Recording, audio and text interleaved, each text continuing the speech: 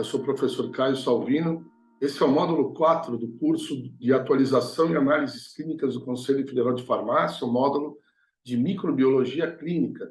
E nesse momento iremos falar sobre a técnica de coloração de grão. Primeiramente, estrutura bacteriana e a coloração de grão. Como dividir bactérias usando técnicas de coloração.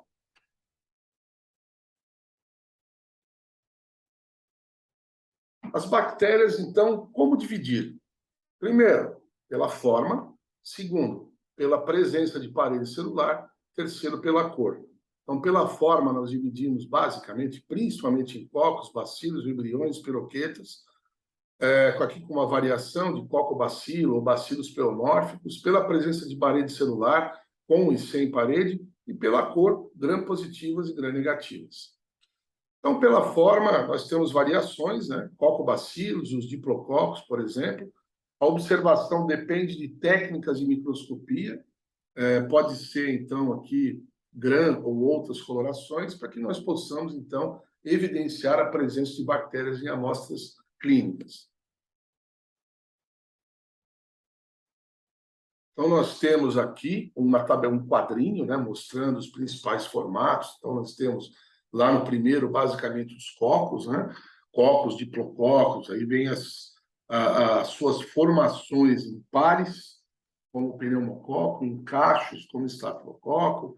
Então, nós temos os streptococos, são em cadeias, temos as tétrades, as sarcinas.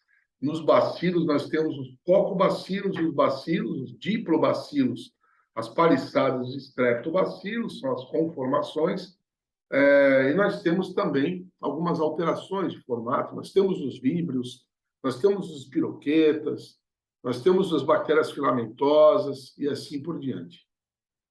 Então, pela presença de parede celular, a imensa maioria das bactérias possui parede celular, as bactérias patogênicas. Então, a grande maioria, como as enterobacteriaceae, micrococcacea, streptococcacea, e sem parede celular, elas são mais raras, mas elas podem causar doenças importantes, como a clamídia, o micoplasma e o ureaplasma.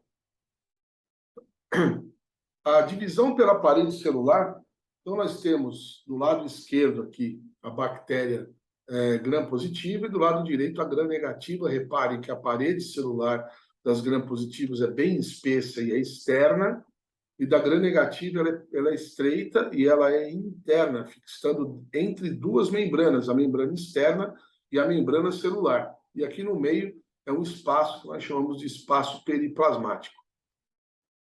Pela cor, nós vamos dividir em gram-positivas, que são essas roxas, né, essas mais escuras, e as gram-negativas, que se comportam pela coloração de gram, mostrando coloração rósea, muitas vezes uma coloração quase beirando o pink, principalmente se o corante de fundo utilizado for a fucsina disil diluída. Se for utilizado safranina, fica mais ou menos dessa cor aqui, rosa claro, bem visível, bem diferente do gram-positivo. A origem da coloração se deu pelo Dr. Christian Gram em 1884, mas o método que a gente usa hoje foi modificado em 1921 por Hucker, que trouxe maior estabilidade para o agente e melhor diferenciação para o micro-organismo. As funções são classificar bactérias com base nas formas, tamanhos, morfologias celulares e graus de coloração.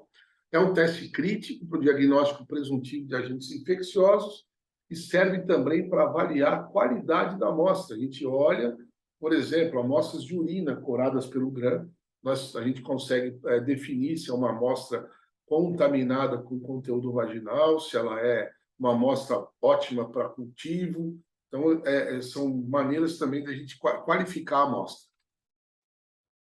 Como princípio de coloração de gram, as bactérias gram-positivas possuem camada externa e espessa de peptido glicânico, com grande quantidade de ácidos teicoicos. Então, essa capacidade dela, essa camada externa espessa com muito ácido teicoico, retém a violeta, que é o gram-1, é o primeiro corante da bateria de gram. Ela retém a violeta, então ela fica impregnada nessa parede celular. Então, a bactéria retém, mesmo que você coloque o corante, o líquido para descolorar, a gente não consegue eliminar essa cor. As gram-negativas, em contrapartida, possuem um peptidograma único, localizado na bicamada assimétrica de lipopolissacarídeo e fosfolipídio, e uma membrana externa intercalada com proteína. Então, essa membrana externa danificada pelo álcool-acetona e permite que o cristal violeta fuja na hora da descoloração. Então, as utilidades, né? Para resultados parciais, por exemplo, eu gosto muito de usar o exemplo aqui da meningite bacteriana, onde a gente prioriza fazer a centrifugação e a coloração de grã, o esfregaço, para verificar a presença de bactérias. Ela também pode orientar uma antibiótico terapia empírica, porque você pode guiar o raciocínio clínico, comunicando ao médico que você tem uma amostra de secreção, de alguma secreção. Aí você pode descrever com presença de cocos gram-positivos em cachos, ou de cocos gram-positivos, etc. E isso vai guiar o raciocínio clínico terapêutico. Indica a técnica de cultura, né? Se é uma cultura de rotina ou uma cultura especial, como mais uma vez dando exemplo da meningite meningocócica, e controla a qualidade de amostras coletadas.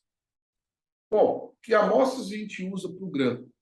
Amostra coletada com suave, aspirados, exsudatos e escarro, líquor e outros fluidos orgânicos que devem ser centrifugados, o jato médio da urina, que deve ser feito o grande gota de urina não centrifugada, biópsias ou fragmentos de tecido, cultura em meio líquido e colônias obtidas em meio sólido. O esfregaço deve ser preparado com espessura suficientemente densa para verificar a visualização e suficientemente esparsa para revelar as características do agrupamento. Então, não adianta nada fazer um esfregaço muito grosso e a coloração ficar ruim. Também é complicado quando a gente esquenta demais a lâmina para fazer a fixação e queima a amostra, e dessa maneira a coloração também fica prejudicada. Utilizar sempre lâminas novas, limpas, desengorduradas, e quando somente um suave com material clínico estiver disponível, sugere-se primeiramente inocular o material no meio de cultura e posteriormente preparar o esfregaço. Então, o que significa isso? Quando você tem o material coletado com suave, a gente recomenda que você semeie primeiro no meio de cultura para depois fazer o esfregaço, porque isso vai te aumentar as chances de isolamento da bactéria. Aqui tem um resumo gráfico da coloração de grã. Então, primeiro, lâmina nova, limpa, desengordurada, dá uma breve passada pela chama do bico, ou deixa um pouquinho dentro da estufa bacteriológica, para dar uma esquentada.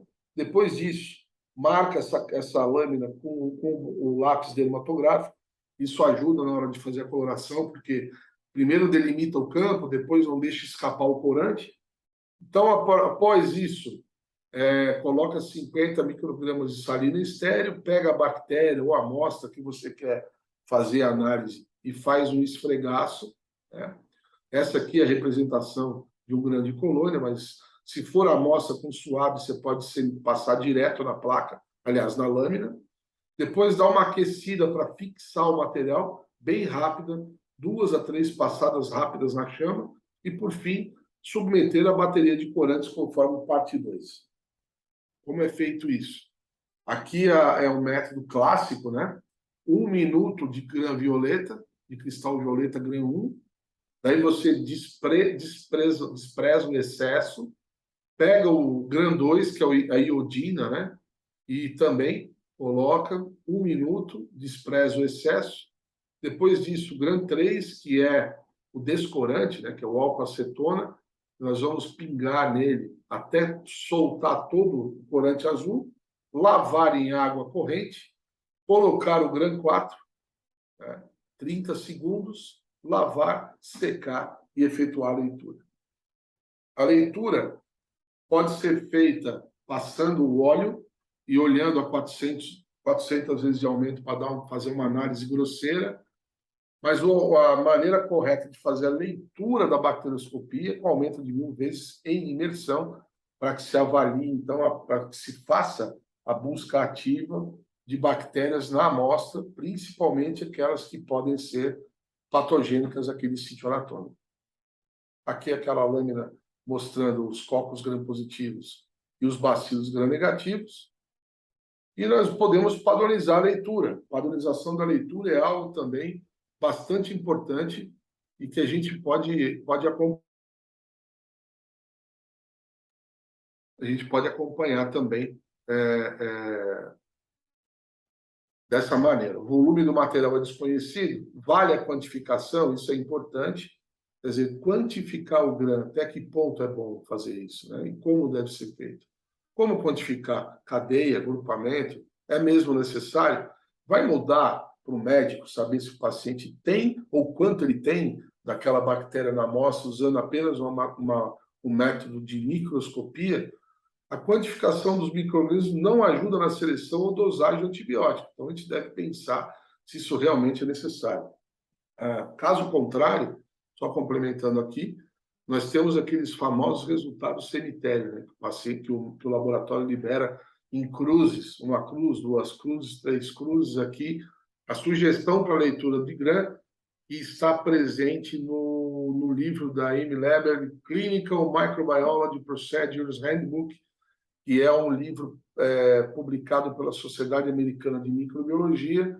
Esta edição, quarta edição, é de 2016, mas já tem disponível a quinta edição. Mas essa parte não mudou nada e a gente deve continuar fazendo assim. Então, primeira sugestão, nós vamos pegar em um aumento de 100 vezes, né, e fazer uma avaliação de células, de células polimorfonucleares, e a média, você vai fazer a média em 10 campos.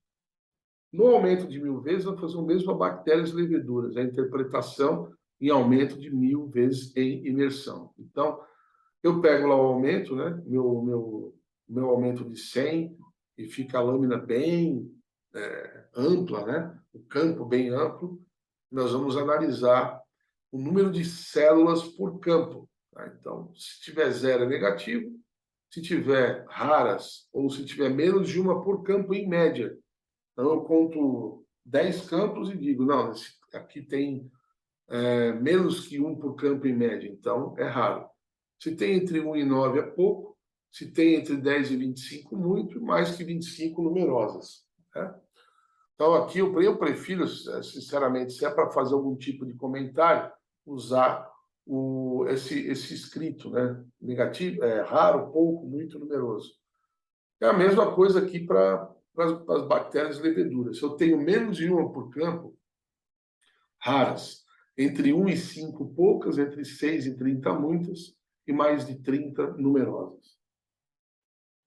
Então, considerações ainda para visualizar, nós precisamos ter 10 na quarta bactérias por ml, né? Com essa detecção é facilitada quando for preparado o citocentrífugo. Em amostras de urina não centrifugadas, a visualização... Então, isso é uma coisa muito interessante, isso. Porque quando a gente faz uma gota de urina não centrifugada, se eu enxergar uma bactéria por campo, pelo menos, em 20 campos examinados, eu tenho aqui uma correlação com 10 na quinta unidades formadoras de colônia por ml. Bom, controle de qualidade ele pode ser realizado para reagentes, né? Para ver a aparência, a validade, cepa da TCC. Sistema de revisão de resultados do GRAM. Então, essa revisão tem que ser diária pelo líder do setor. E os erros mais comuns: lâminas sujas ou velhas, espessura do esfregaço, superaquecimento da fixação pelo calor, descoloração excessiva, esfregaço de culturas velhas, que traz a bactéria com a parede fragilizada e pode atrapalhar também a coloração. O controle de qualidade deve ser realizado na frequência que o laboratório especifica, mas normalmente se usa cada novo lote, né? Ou seja, cada vez que muda o lote do corante, ou pelo menos a cada corrida semanal.